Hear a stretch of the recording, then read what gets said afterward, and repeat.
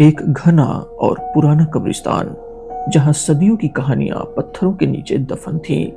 हरपाल उस कब्रिस्तान का रखवाला था।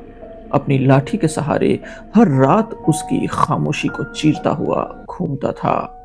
उसकी उम्र ढल चुकी थी, लेकिन उसकी आंखें आज भी उतनी ही चौकस थी जितनी सालों पहले। हरपाल की दिनचर्या निश्चित थी। रात के गहरे सन्नाटे में वह हर कब्र के पास से गुजरता था, जैसे हर आत्मा को अपनी उपस्थिति का एहसास दिला रहा हो। कब्रिस्तान की हवा में नमी और मिट्टी की पुरानी गंध खुली हुई थी। कभी कभी रात को जब हरपाल पहरा देता था, तो उसे ऐसा लगता था जैसे कोई अदृश्य आंखें उसे देख रही हों। एक दिन जब हरपाल कब्रिस्तान के बरगद के पेड़ के पास से गुजर रहा था, उसे एक फुसफुसाहट सुनाई दी। वो बहुत हल्की थी, जैसे हवा पत्तों से खेल रही हो। हरपाल रुका, कान लगाए, लेकिन कुछ नहीं। उसने इसे अपनी उम्र का असर समझा और आगे बढ़ गया। अगली रात मामला थोड़ा अलग था। एक पुरानी कब्र जिस पर सालों से कोई नहीं आया था, उसकी मिट्टी खुदी हुई थी। उस पर एक अजीब सा निशान बना था, जिसे हरपाल ने पहले कभी नहीं देखा था। उसके मन में एक हल्की सी बेचैनी उठी। हरपाल ने कोशिश की कि वह इस बात को भूल जाए, लेकिन वह निशान उसकी आंखों के सामने बार बार आ रहा था। उसने कब्रिस्तान के पुराने रजिस्टर खंगाले, यह जानने के लिए कि उस कब्र में कौन दफन था, लेकिन पन्ने पीले पड़ चुके थे और लिखावट धूमिल।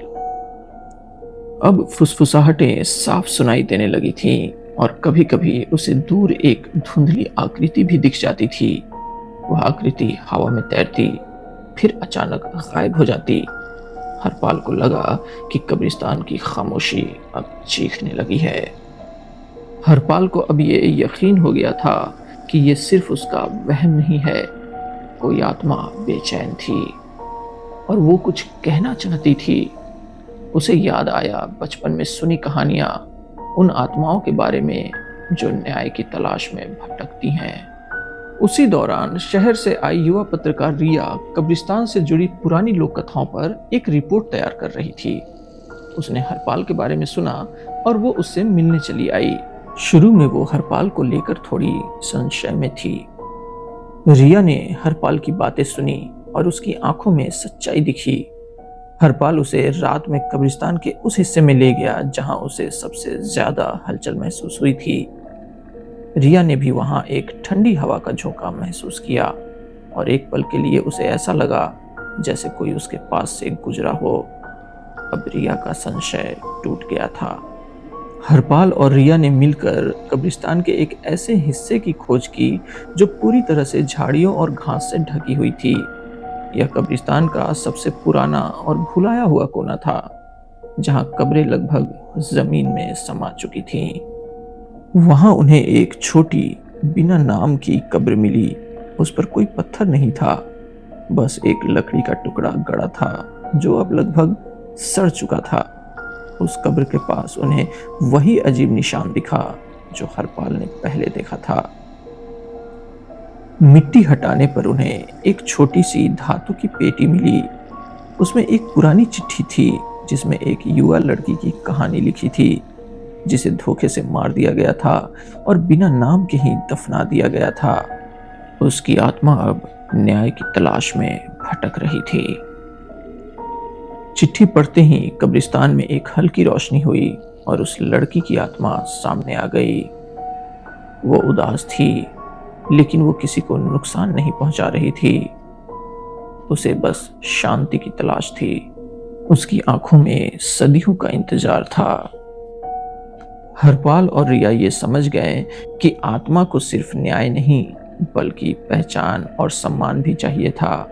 उसे एक नाम चाहिए था, एक कहानी जो दुनिया जान सके।